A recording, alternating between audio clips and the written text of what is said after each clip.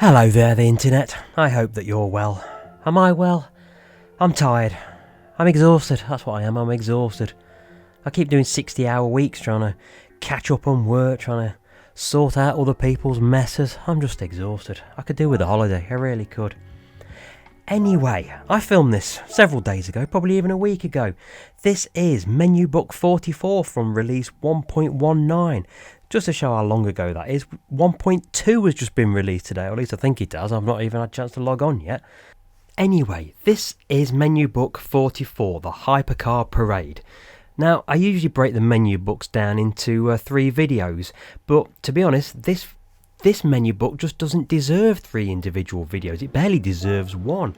I mean, given that it's a 6-star roulette ticket, you would think it might be at least half decent, as in difficult to do. You might have to put some effort into it, but I honestly found that I don't think there's an easier event on the entirety of Gran Turismo.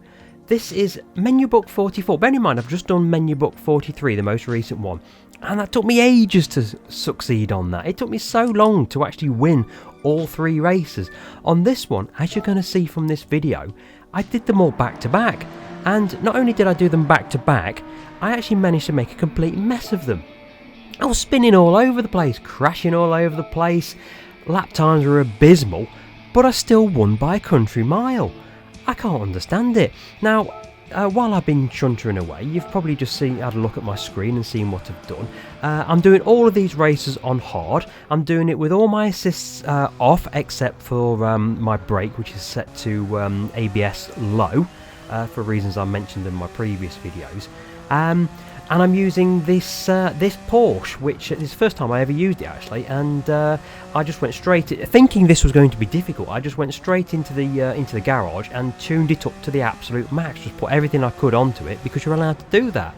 And I think I got to one corner into the second lap of this first event, and I realised I didn't really need to do that, did I? This is easy. I mean, look, I'm 14 seconds behind at the moment after a couple of corners, and I'm in 10th position. And I'm just going to reel everyone in. It's so easy, and it just underlines sometimes how odd Gran Turismo 7 is. Some of the challenges that you have to do to get gold are ridiculous. I mean, the internet, YouTube, all the forums on Facebook and wherever, they're full of people asking for help on how you do a lot of them.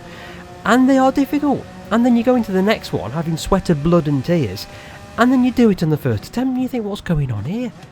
Who's passed this through quality control? I don't understand. But anyway, this is the first event at Trial Mountain. Is this Trial Mountain? I've even forgot. Yes, it is Trial Mountain, the one in the USA, isn't it? I'm doing it in the Porsche. I'm doing it with all assists except traction control, ABS set to low. And, oh, you know what? I'm just so tired. You watch this. I'm going to go and get a big vat of coffee. A nice Colombian coffee.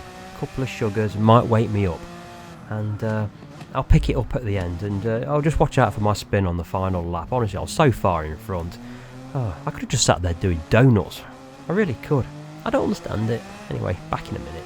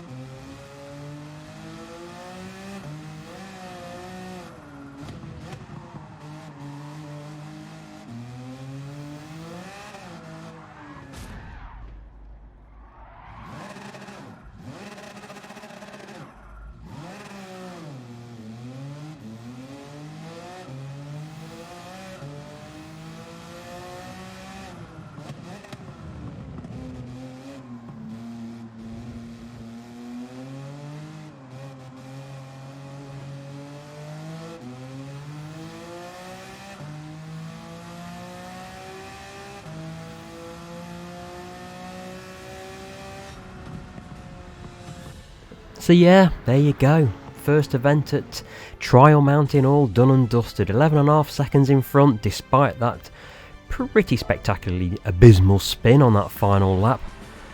I don't understand it. Honestly, I mean, how many times did it take me to get even one of these badges on the previous ones at menu book 43? I was doing it over and over again trying to actually get first position. I mean, it's okay getting second or third to actually, get through the menu book, but you want to win these things, don't you? So I just can't understand why it's 11.5 seconds up the road despite spinning and despite driving like an absolute lunatic. I don't understand. Anyway, the second event, this is at Le Mans, so I've increased the gearing ratio a little bit to get it down the Mulsanne straight.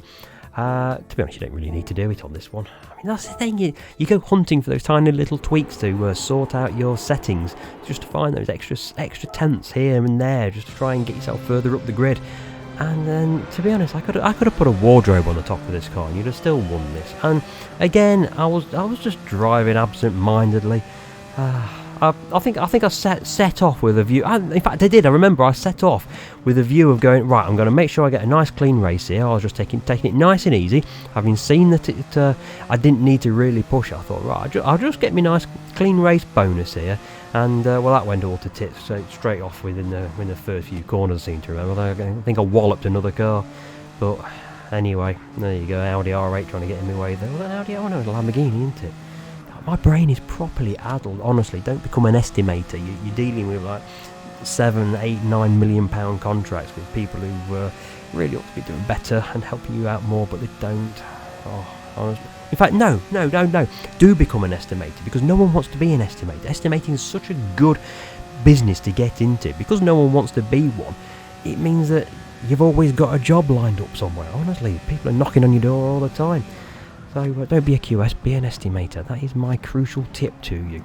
Really, honestly, they're in demand all over the place. Anyway, I'm going to go back to my cup of coffee, probably rub something straight into my eyeballs, because that's how I feel at the moment. And I'll let you watch the last of this part of the video. It's only 3 laps at Le Mans. It should go pretty quickly, so see you in a moment. Bye-bye.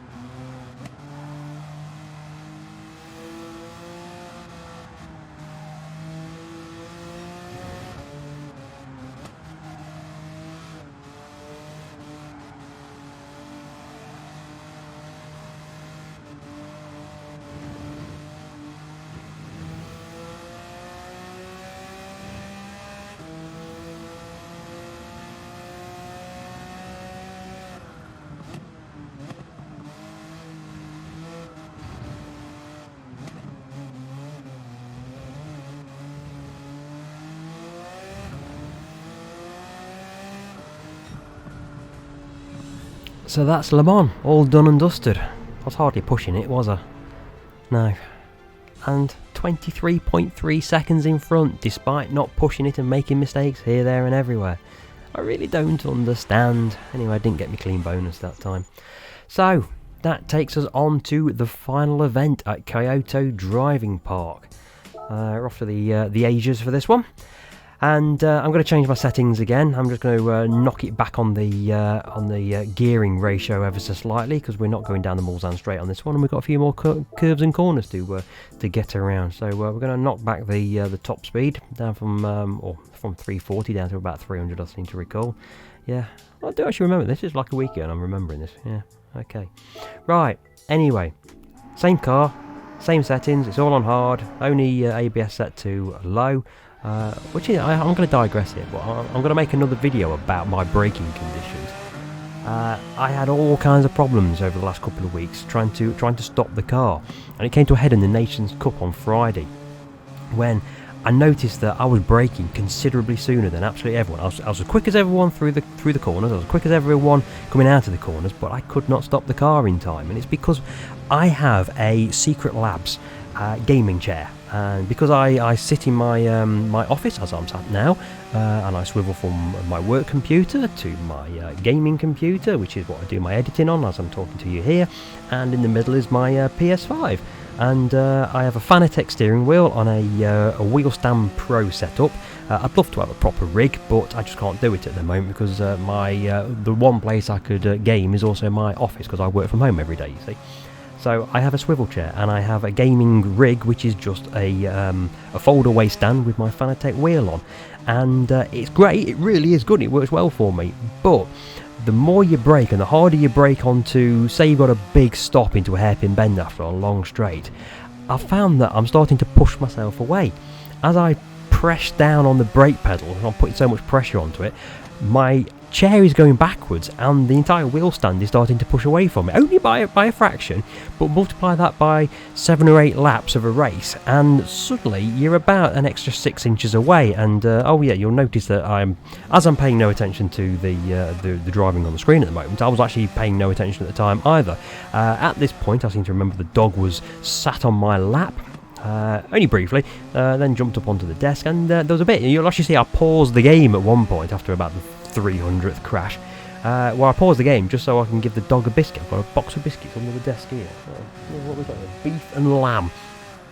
Beef and lamb, that's an odd one. That's definitely not human flavour, is it? Anyway, I'm digressing yet again. You see, my brain is all over the place today.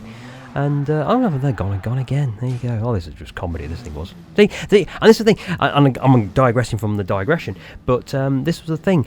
I knew at this point, and I wanted to do this back to back, although I paused the video in between each race, these are back to back, and if you go back and look at the mileage count on just underneath the fuel gauge, there you go, that's the third crash. These are all back to back. Honestly, I'm not reset anything. These are just one continuous recording, other than me pausing in between to go and take a Call of Duty or something. But no, I did these all back to back, and I knew that even though I'm now 24 seconds behind midway through the first lap, I knew that I was still going to win this race by an absolute country mile. It was never an issue, and this was kind of the point behind the video. Just keep playing it. You can't possibly lose this. I mean, if the game had a Reliant Robin, you would be able to get around this course in a Reliant Robin and still win this in this Hypercar game. I don't understand it. Anyway, I'm going to digress back to my digression. I found that my wheel and my chair were being pushed apart in like every action has an equal and opposite reaction, and what it meant after 7 or 8 laps of a game, I could no longer reach the maximum brake travel on my Fanatec steering wheel's pedals, and I was piling into the back of people or having to take evasive action. And I do apologise to the person who I ploughed into the back of on Friday's Nations Cup race, because that was it. I was about 6 inches away from where I was when I started the race. And I thought, I have to do something about this. So I'm going to do a video on exactly how I managed to alleviate the problem.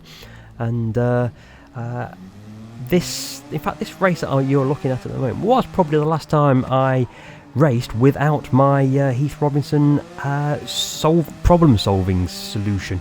Which, anyway, I'm going to put it in the video anyway. At some point when I get some chance. What time is it? It's 7 o'clock on a Thursday evening. I've only finished work like, 15-20 minutes or so ago. I'm going to have to work this weekend. It's bank holiday weekend. I'm going to have to work it as well, because Deadlines. Deadlines. And there we go again. How many times did I crash on this? Anyway, I'm chuntering. You got another 3 laps of this to put up with. Anyway, I'll see you end. Bye bye.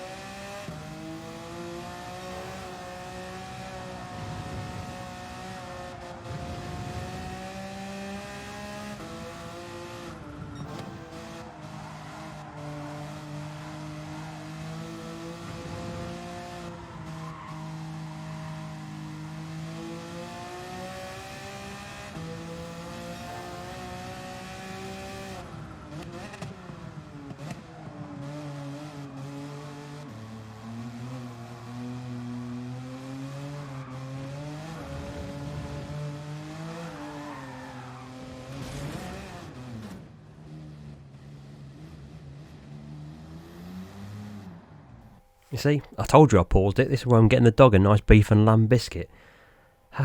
Honestly. How am I ahead? What? Midway through lap 1 I was 24 seconds behind, and here we are, lap 3, and I'm in the lead already. How many times have I crashed? Lost count.